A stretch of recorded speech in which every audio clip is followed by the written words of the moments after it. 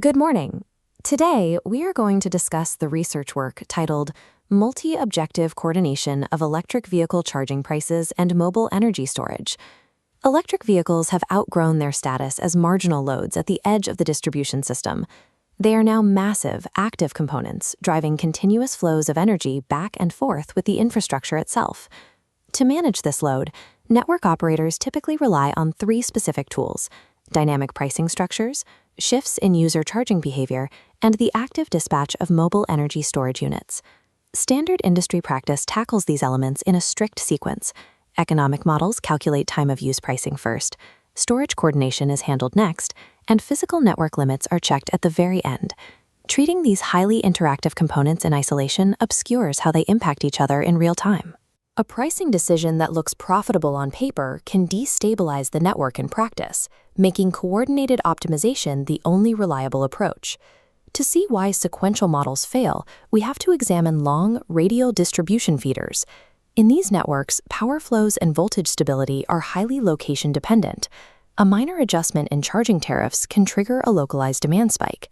What looks like an insignificant fluctuation near the main substation frequently cascades into severe voltage drops of the terminal branches. Traditional power systems engineering contains a known vulnerability here. Algorithms solve for the most profitable economic dispatch first, and only test for physical load flow constraints afterward. If we scale vehicle-to-grid operations using this staggered approach, rapid demand surges and volatile bidirectional power flows will degrade local grid performance, even if the total generation capacity is more than adequate. Optimizing for operator profit without simultaneously accounting for the local network structure creates operating schedules that are incredibly fragile. Economic strategy must be explicitly constrained by the physics of the distribution feeder. To expose these spatial vulnerabilities, this study models its coordination framework on a detailed IEEE 69-bus radial distribution feeder. Dynamic charging and discharging tariffs are broadcast across the network. Electric vehicle demand reacts proportionally, scaling up or down based directly on those price signals. Simultaneously, mobile energy storage units and vehicle-to-grid operations are scheduled across specific nodes. Every action is strictly constrained by device ratings and state of charge limits. This creates a continuous operational chain. Dynamic tariffs drive user demand, that demand dictates the storage scheduling, and everything feeds straight into the total network load. Executing this sequence on a 69-bus scale is intentional.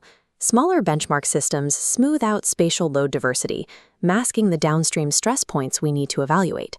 At the mathematical center of this model is a nonlinear backward-forward sweep load flow calculation. Its function is determining the exact physical states of the feeder under varying loads. At every bus, active power injection reflects the net sum of local baseload, EV charging activity, and mobile storage operations.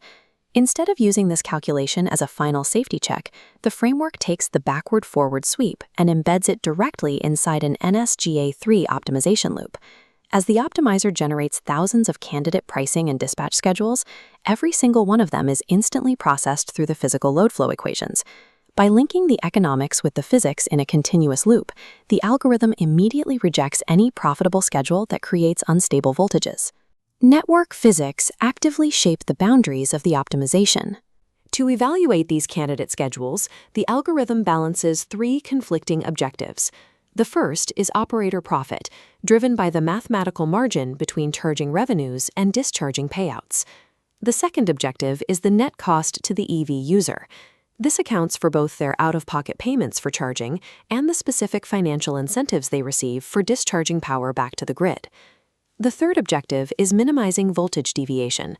This tracks the physical stability of the network across all 69 buses for every hour of the day.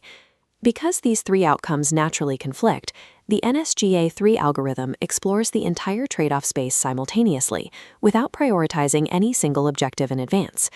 By coupling pure economic terms directly with the embedded power flow equations, the algorithm maps out the true operational limits of the grid, rather than chasing a theoretical mathematical peak.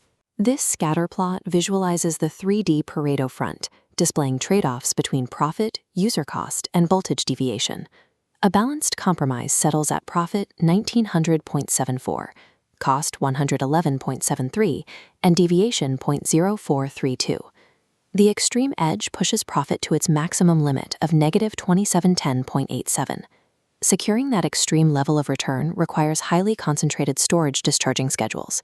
Those intense bursts of activity place severe stress on the lower voltage sections of the feeder. The data shows a clear point of diminishing returns. As the optimization pushes toward higher profit extremes, the voltage deviation stops improving entirely, signaling a hard physical limit where further economic gains cannot be sustained. This chart tracks the total electric vehicle power across the day. The blue charging demand follows a smooth, anticipated pattern, rising steadily from the early morning until it peaks near midday. This graph tracks the hourly tariffs. Notice that around hours 7, 15, and 20, the gap between charging and discharging prices narrows significantly. In response to these highly profitable incentive windows, EV discharging activity spikes sharply. The mobile energy storage units operate in the background of these spikes. Instead of driving the overall trends, they discharge to dampen the sharpest transitions, keeping the feeder loading aligned with the pricing structure. Looking at the physical voltage profile of the feeder at the final hour reveals the consequences of this demand. While the maximum voltage stays at 1.0 per unit, there is a sharp depression dropping to 0.871 exactly between buses 55 and 65.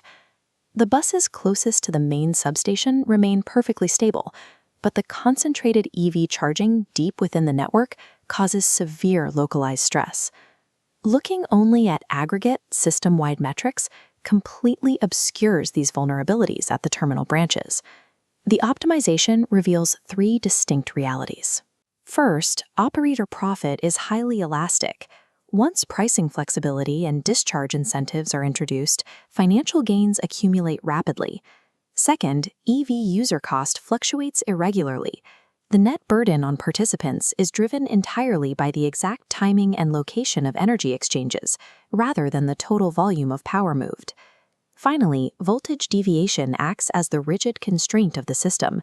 It evolves very conservatively during the surge, tightly constrained by the physical properties of the heavily loaded downstream sections. Coordinated electric vehicle pricing and mobile storage scheduling deliver substantial economic benefits.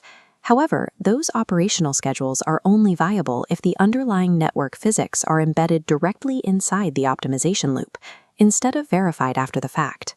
For MATLAB simulation works, electric vehicle charging studies, mobile energy storage, power system optimization, and research coding support, contact creativepublications2020@gmail.com.